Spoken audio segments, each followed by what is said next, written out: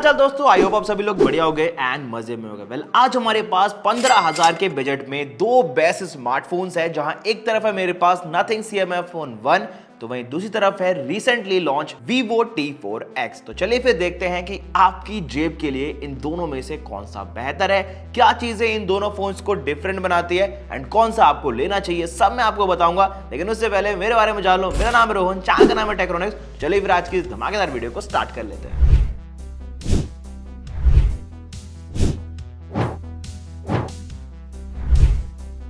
तो देखो दोस्तों, अगर मैं इनबॉक्स कंटेंट की बात करूं तो Vivo के साथ हमें 44 वोल्ट की फ्लैश चार्जिंग ब्रिक साथ ही मिलती है। लेकिन दूसरी तरफ अगर मैं CMF फोन 1 की बात करूं तो यहां पर हमें इस फोन के साथ ओनली चार्जिंग केबल मिलता है, ना कि कोई अडेप्टर। इसके अलावा ट्रांसपेरेंट केस Vivo के साथ मिलता है, जबकि CMF फोन 1 के साथ नहीं। आगे अगर मैं फिंगरप्रिंट सेंसर की बात करूं तो देखो यार, Vivo में तो हमें पावर बटन पे ही फिंगरप्रिंट सेंसर मिलता है, लेकिन दूसरी तरफ अगर मैं CMF फोन 1 की बात करूं तो यहां पर हमें इन डिस्प्ले फिंगरप्रिंट सेंसर देखने को मिलता है, जिसमें से मैं कहूंगा कि दोनों का ही एक्सपीरियंस टॉप नॉच था। इवन मैंने दोनों को ही जो है ना स्वेटली हैंड से भी ओपन करके देखा एंड दोनों ने ही अपनी अपनी जगह पर अच्छा परफॉर्म किया। यानी फिंगरप्रिंट सेंसर में तो दोनों ही मैं कहूंगा अच्छा वर्क करते हैं। लेकिन जब बात आई एनिमेशन की तो उसमें मुझे CMF फोन 1 थोड़ा कूल लगा, बिकॉज जैसा एनिमेशन हम एक्सपेक्ट करते हैं ना आईफोन्स में, लाइक ऐप ओपन किया क्लोज किया, तो वो जो बीच का जो समय होता है ना ऐप ओपनिंग और क्लोजिंग का, आगे पीछे करने का, वो जो हम आईफोन में फील करते हैं, सेम वैसा एक्सपीरियंस मैंने इसके अंदर फील किया।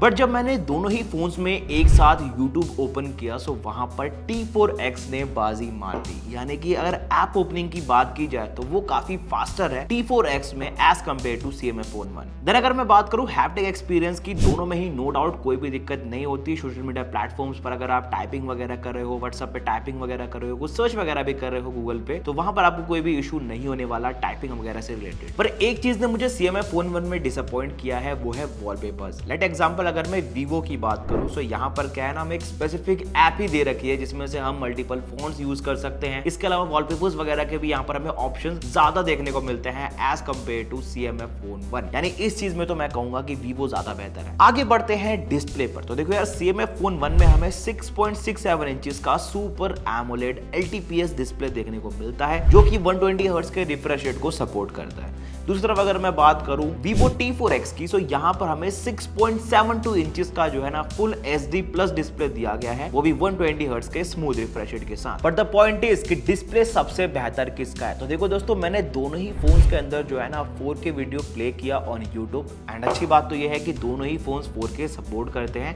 इट मींस अगर आपको मूवीज वगैरह देखनी है या फिर नेटफ्लिक्स वगैरह पे कंटेंट देखना है तो आप 4K में दोनों ही फोन्स में देख सकते हो, कोई भी दिक्कत नहीं आने वाली। पर अगर व्यू एक्सपीरियंस और वीडियो क्वालिटी की बात की जाए तो नो डाउट दोनों ही फोन्स उसमें अच्छा काम कर रहे हैं। लेकिन अगर मैं सबसे बेहतर की बात करूं और बेटर की बात करूं तो पर्सनली मुझे CMF फोन 1 थोड़ा बेहतर लगा कलर्स के मामले में, क्योंकि टेस्टिंग के दौरान कहीं कहीं ऐसा लग रहा था कि Vivo अच्छा परफॉर्म कर रहा है और कहीं कहीं नथिंग। बट यहाँ पर Vivo मैंने एक चीज नोटिस की कि जो कलर टोन है ना, ये थोड़ा उसको ब्लूइश रख रहा था, जबकि अगर नथिंग की बात करें तो ये ब्राइटन। तो भाई CMF फोन 1 में हमें 700 निट्स का ब्राइटनेस मिलता है। दूसरी तरफ अगर मैं Vivo की बात करूं तो यहाँ पर हमें 1050 निट्स का ब्राइटनेस दिया गया। लेकिन जब इंडोर कंडीशन की बात आती है तो वहां पर CMF फोन 1 ज्यादा अच्छा परफॉर्म करता है, लेकिन जब आउटडोर की बात आती है तो वहां पर भाई Vivo का कुछ कहना ही नहीं है। वहां पर Vivo काफी अच्छा परफॉर्मेंस दे रहा था। इट मींस अगर मुझे 10 में से मार्क्स देने हो वीडियो क्वालिटी में, तो देखो यार, मैं CMF फोन 1 को 10 देना चाहूंगा, तो वहीं Vivo को 9, क्योंकि भाई दोनों में ही जो है ना डिस्प्ले का फर्क आ ही जाता है। ये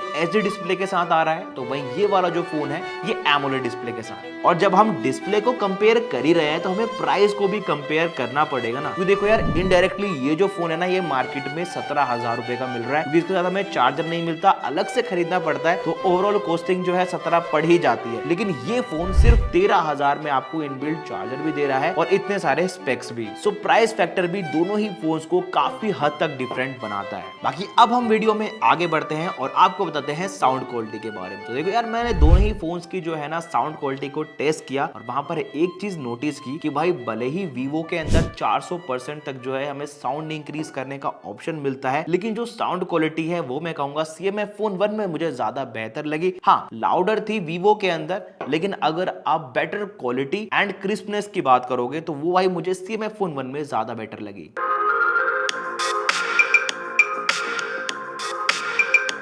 next if you talk about the cameras of the both phone, तो देखो दोस्तों, अगर मैं CMF फोन 1 की बात करूं तो इसका ये जो पहला कैमरा है ये 50 मेगापिक्सल का है और दूसरा वाला 2 मेगापिक्सल का बुके कैमरा है। और अगर मैं बात करूं वीवो की, तो यहां पर भी जो है हमें 50 मेगापिक्सल का मेन कैमरा मिलता है और 2 मेगापिक्सल का बुके कैमरा, बट इसमें AI कैमरा लगा हुआ है और इसमें सिर्फ कैमरा लगा हुआ है। तो जो भी इससे पिक्चर्स निकलेगी वीवो से वो AI जनरेटेड होगी और इसकी बस कैमरे से निकली हुई। चलिए फिर आप फोटोज को भी कंपेयर कर लेते हैं। सो यहाँ पर जो है मैंने पोर्ट्रेट शॉट्स निकाले हैं, नॉर्मल पर उतना मैं फोकस नहीं करता, पोर्ट्रेट शॉट ज्यादा मायने रखते हैं। तो पोर्ट्रेट शॉट जब हमने दोनों में निकाले तो मुझे ज्यादा बेहतर जो है T4X के लगे, क्योंकि भाई वीवो जो है कैमरा सेंट्रिक फोन्स निकालता है और इस बार तो उन्होंने दोनों का कॉम्बिनेशन रखा है। तो उस हिसाब से मैं कहूंगा कि कैमरा के मामले में वीवो ज्यादा बेहतर लगा, पिक्सल ज्यादा बेटर थे CMF फोन 1 से। इवन वीडियो रिकॉर्डिंग में भी हमें T4X में 1080p पे ओनली 30 FPS का सपोर्ट दिया गया है। दूसरी तरफ अगर मैं CMF फोन 1 की बात करूं तो ये 1080p पे 60 FPS रिकॉर्डिंग कर लेता है, बाकी 4K 30 FPS का सपोर्ट तो आपको दोनों में ही मिलेगा। चलिए अब एक बार परफॉर्मेंस पे भी नजर डाल लेते हैं। सो देखो दोस्तों, यहाँ पर हमें दोनों ही फोन्स के अंदर MediaTek Dimensity 7300 की चिपसेट देखने को मिलती है। और अगर मैं BGMI में FPS की बात करूं तो CMF फोन 1 120 FPS प्रोवाइड कर रहा है। दूसरी तरफ अगर मैं T4X की बात करूं तो इसके अंदर हमें 60 FPS का सपोर्ट देखने को मिलता है ऑन BGMI। अब मेरा सवाल सभी स्मार्टफोन ब्रांड से है कि भाई जो भी आप स्मार्टफोन 15 से 20 हजार के बजट में लॉन्च कर रहे हो उनमें तो आपने कह दिया कि 90 FPS है, 120 FPS है, लेकिन क्या वो स्मार्टफोन्स उस FPS को अच्छे से यूटिलाइज कर पाते हैं? तो इसका आंसर है नहीं, बिकॉज भले ही CMF फोन 1 में 120 FPS मिलता है लेकिन ये ऑप्टिमाइज नहीं है। दूसरी तरफ अगर मैं बात करूं T4X की तो इसके अंदर 60 FPS आता है, लेकिन प्रॉपर 60 FPS चलता है, वो भी बिना किसी लैगिंग इशू या फिर किसी भी टाइप के बग वगैरह के। क्योंकि जनरली होता क्या है कि अगर कोई 120 FPS डिवाइस वाला बंदा किसी 60 FPS वाले को स्प्रे देता है तो पहला स्प्रे इसका लगना चाहिए, बट दोनों की कंडीशन में उल्टा होता है। अब ये हुआ क्यों? क्योंकि इसके अंदर जो 120 FPS है ना, ये अच्छे से ऑप्टिमाइज ही नहीं है इस फोन के बजट के हिसाब से। दूसरी तरफ अगर मैं इसकी बात करूं तो भाई ये अगर 60 FPS अपने साथ लेकर आ रहा है तो इसकी ऑप्टिमाइजेशन एकदम क्लियर है, BGMI प्रॉपर 60 FPS चलता है। इवन अगर आप लगातार गेमिंग भी करते हो ना इस Vivo T4X में 5 से 6 घंटा, तो यहाँ पर FPS भी बहुत ही कम ड्रेन होते हैं, प्लस हीटनेस का इशू भी यहाँ पर आपको फेस करने को नहीं मिलेगा। दूसरी तरफ अगर मैं CMF फोन 1 की बात करूं तो इसके अंदर हमें 5000 mAh की बैटरी कैपेसिटी मिलती है, जो कि 3 से 4 घंटा गेमिंग करने पर ही जो है ना दम तोड़ देती है। लेकिन अगर T4X की बात की जाए तो यहाँ पर हमें 6500 mAh का बड़ा बैटरी कैपेसिटी देखने को मिलती है, जिस वजह से जो ये फोन है ना काफी लंबे समय तक जो है आपको बैटरी बैकअप प्रोवाइड करता है। और अगर हम एंड्रॉइड अपडेट्स वगैरह पर भी नजर डालें तो दोनों के अंदर 2 साल के एंड्रॉइड अपडेट्स और 3 साल के सिक्योरिटी पैचअप अपडेट्स हमें देखने को मिलते हैं। इनमें तो दोनों ही फोन्स के अंदर सिमिलरिटी है। कुछ और एक्स्ट्रा फीचर्स पे नजर डालें तो देखो यार, यहाँ पर CMF फोन 1 में हमें किसी भी टाइप के AI फीचर्स देखने को नहीं मिलते। दूसरी तरफ अगर मैं Vivo T4X की बात करूं तो यहाँ पर हमें AI इरेजर जैसा ऑप्शन मिल जाता है, जिससे आप बैकग्राउंड से अनवांटेड ऑब्जेक्ट को रिमूव कर सकते हो। अगर आपको डायरेक्ट किसी पर्टिकुलर पेज का जो है डॉक्यूमेंट वगैरह बनाना है तो वो भी आप जो है कैमरा के ऑप्शन में जाकर बना पाओगे। प्लस अगर आपको अपनी नॉर्मल सी फोटो को इनहैंस करना है तो AI इनहैंसर भी आपको Vivo T4X के अंदर मिल जाता है, जबकि ऐसी कोई चीज आपको CMF फोन 1 में नहीं मिलती। वैसे दोस्तों, मैं आपको इन दोनों फोन्स का AnTuTu स्कोर दिखाना भूल गया। तो देखो यार, CMF फोन 1 में हमें 6 से 6.5 लाख के करीब जो है AnTuTu देखने को मिलता है। दूसरी तरफ अगर मैं